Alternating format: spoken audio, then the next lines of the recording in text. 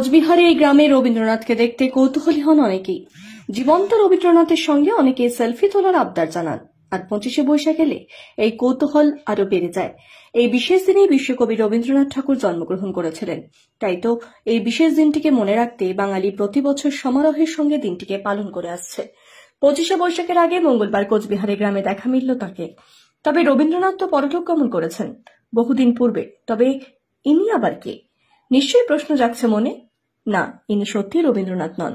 অবিকল রবীন্দ্রনাথ ঠাকুরের মতন দেখতে একজন ব্যক্তি, যার বাড়ি কোচবিহার জেলার দিনহাটা মহকুমার আলোকঝাড়ি এলাকায়। তার নাম ফণীন শর্মা। বয়স তার প্রায় 76 বছর। ফণীন শর্মা জানান, তিনি শুরু থেকে এরকম ছিলেন না। দীর্ঘ প্রায় 10 বছর আগে থেকেই এই বিষয়টি শুরু হয় তার জীবনে। তার বাবা মারা যাওয়ার পর তিনি দাড়ি বড় করতে শুরু করেন। আর তারপর থেকেই তার জীবনে এই পরিবর্তন। কালো দাড়ি বয়সের ভারে সাদা হতেই তাকে দেখে অবিকল রবীন্দ্রনাথ ঠাকুর মনে করতে শুরু করেন সকলেই। তারপর থেকে এলাকার মানুষেরা তাকে দেখে রবীন্দ্রনাথ বলেই ডাকতে শুরু করেন। যদিও এই বিষয়টি তিনি বেশ উপভোগ করেন, তবে তিনি রবীন্দ্রনাথ ঠাকুরের মতন লিখতে জানেন না। তবে রবীন্দ্রনাথ সম্পর্কে লোকের মুখে মুখে শুনেছেন অনেক কিছুই। তিনি আরো জানান, 25শে বৈশাখের দিনে অন্যান্য বাঙালিদের মতো তিনিও পালন করেন জন্মজয়ন্তী। তবে তিনি কোন অনুষ্ঠানে অংশগ্রহণ করেন না। একবার এলাকার কিছু ছেলেরা তাকে রবীন্দ্রনাথ সাজতে চেয়েছিলেন, তবে তিনি বাড়িতে না থাকায় সেই সুযোগ হয়নি।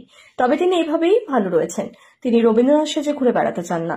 তার ছেলে শিবু শর্মা জানান, দীর্ঘ সময় ধরে বাবাকে এমন দেখতে দেখতে অভ্যস্ত হয়ে গিয়েছেন তারা। তবে রাস্তায় এই ব্যক্তিকে চোখে পড়লে যে কোনো মানুষ রবীন্দ্রনাথ বেঁচে উঠেছেন ভেবে ভুল করতেই পারেন। এবছর 25শে বৈশাখ আলোকঝাড়ি গ্রামের এই রবীন্দ্রনাথ বিশ্বকবির প্রতিকৃতিতে শ্রদ্ধা জানাবেন। হ্যাঁ, মানুষ বলে তাই আমিও হয়তো করি। আপনি কি রবীন্দ্রনাথ ঠাকুরকে চেনেন? না, চিনি না। আমি রবীন্দ্রনাথ ঠাকুর এমনি ফটোটা দেখে চিনি আর কি। তাছাড়া সম্পর্কে শুনেছেন? হ্যাঁ, শুনেছি আর কি, সম্পর্কে শুনেছি।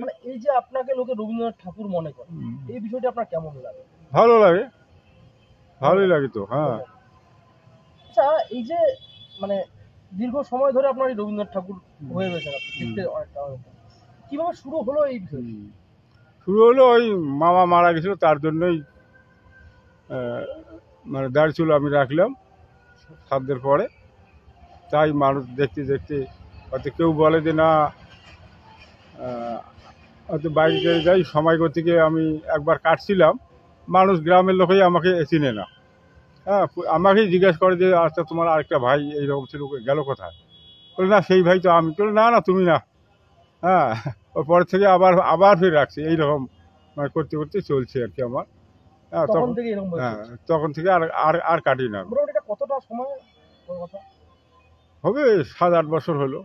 হ্যাঁ, দীর্ঘ প্রায় 7-8 বছর ধরে আপনাকে এইভাবে রবীন্দ্রনাথ ঠাকুর হয়ে রয়েছে। আর লোকজন কি আপনাকে রবীন্দ্রনাথ ঠাকুর সাজানোর চেষ্টা করেছে? না না না, কেউ করে নাই। হ্যাঁ, এক জায়গায় করছিল, তো সেই জায়গায় হয়তো আমাকে পায় নাই। পরে ওখান থেকে তো আমি চলে আসছি, তখন থেকে বাড়িতেই আছি আর কি। সামনেই তো 25শে বৈশাখ। হ্যাঁ, রবীন্দ্রনাথ ঠাকুরের তো জন্ম যে দিনটি সবাই পালন করে। হ্যাঁ, পালন করে। আপনারাও কি করেন? না, আমি কোনোদিন করি নাই, এমনি আর কি যতটুকু শ্রদ্ধা করার তাই করি। হ্যাঁ। ওই দিনে কি আপনার ডাক পড়ে কোথাও? না, কোথাও ডাক পড়ে না। ডাকেনি কেউ? না। রবীন্দ্রনাথ ঠাকুর কবিতা লিখতে পছন্দ করতেন, গানও লিখতেন, বিভিন্ন সময় ছবিও আঁকতেন। আপনি তো পেশাগতভাবে কি করেন? না, আমি আমি আমার ভিতরে লেখাপড়া নাই। হ্যাঁ, এমনি মানুষের মুখে শুনে শুনে যতটুকু পারা যায়।